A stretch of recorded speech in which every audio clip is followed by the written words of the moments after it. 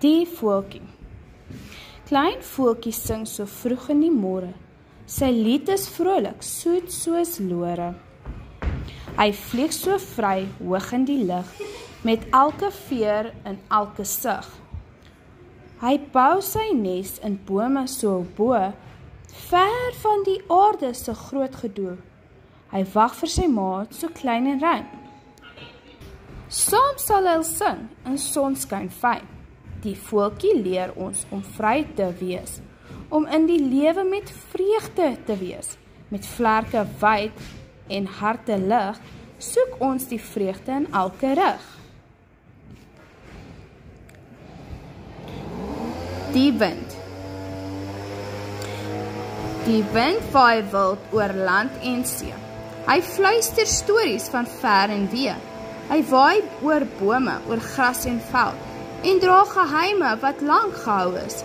Soms is hy sag soos 'n vriend se lag, soms waai hy sterk 'n gedigte krag. Hy bring die reën, hy bring die storm.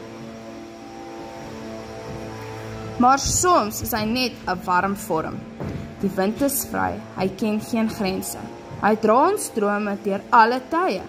Hy leer ons om in beweging te bly, en soos hy altyd vry te waai. Die strand. Die see roep my, so blou en wyd, sy golwe dans op die sand se gly.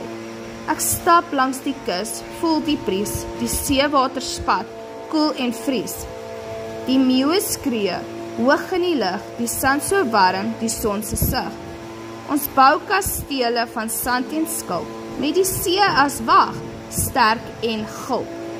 Die son sak weg, die hemel rooi, die see bly bruis, sy lied so mooi.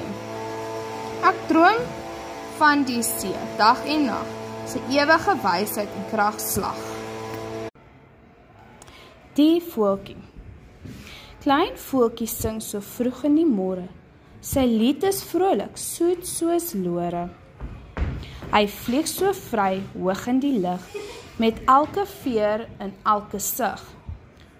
Hy bou sy nes in bome so bo, ver van die aarde se groot gedoe. Hy wag vir sy maat so klein en rein. Saam sal hy sing in sonskyn fyn.